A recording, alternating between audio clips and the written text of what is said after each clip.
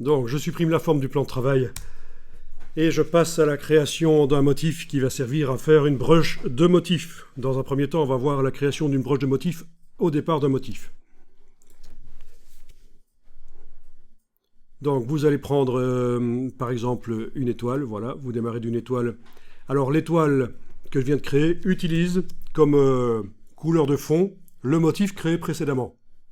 Mais comme je veux en faire un motif, c'est très mauvais. On ne peut pas, dans les formes qui vont servir à faire un motif dans la palette nuancier, là, on ne peut pas avoir une forme qui elle-même utilise un motif.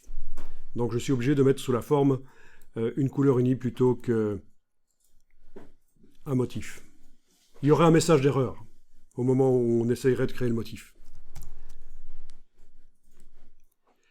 Donc vous avez créé l'étoile, vous pouvez ajouter d'autres objets là si vous voulez déjà, il n'y a pas de problème, on n'est pas obligé de démarrer le motif toujours d'un seul objet et d'ajouter une fois qu'on est dans l'éditeur de motifs. Là je peux très bien avec la flèche noire déplacer l'étoile, modifier sa couleur, modifier sa dimension, la tourner avec la transformation manuelle, touche majuscule, tourner, etc. Voilà. À nouveau déplacer, changer la couleur, tourner. Ah, tiens, j'ai déplacé sans enfoncer la touche Alt. On dirait, ah non, c'est parce que pour dupliquer un objet avec la touche Alt enfoncée, ça ne fonctionne que quand on a la flèche noire, pas l'outil de transformation manuelle. Bon.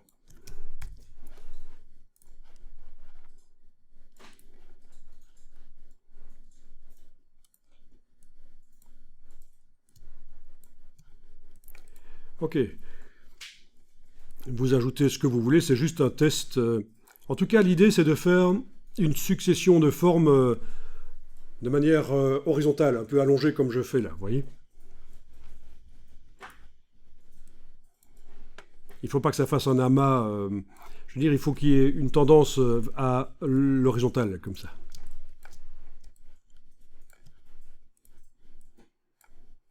Je suis en train de construire la broche.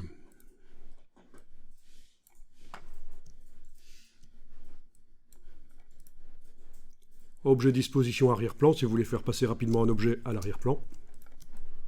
Un des derniers qui ont été créés, objet disposition arrière-plan.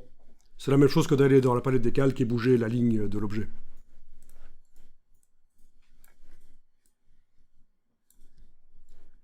Bon, ça n'a pas une importance énorme ici, que le résultat soit nickel. Comme je vous ai dit au départ, ce sont des tests techniques d'abord pour comprendre comment ça fonctionne les motifs dans Illustrator. Et puis après, vous pourrez faire des formes plus intéressantes, notamment au départ de vectorisation. Vectorisation des clip art notamment, que vous allez chercher sur le web, des clip art libres de droit, sinon ça ne va pas évidemment. Je veux dire, si vous voulez faire des créations en démarrant de dessins qui ne sont pas à vous, il faut que ce soit des créations que vous avez le droit d'utiliser. Évidemment. Voilà, vous pouvez enregistrer ce fichier sous le nom forme de motif 01.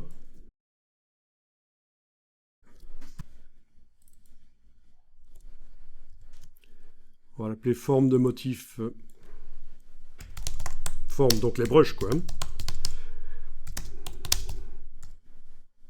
Et une brush particulière qu'on appelle la brush de motif. Et voilà, et ça va être la version 01 du fichier ici.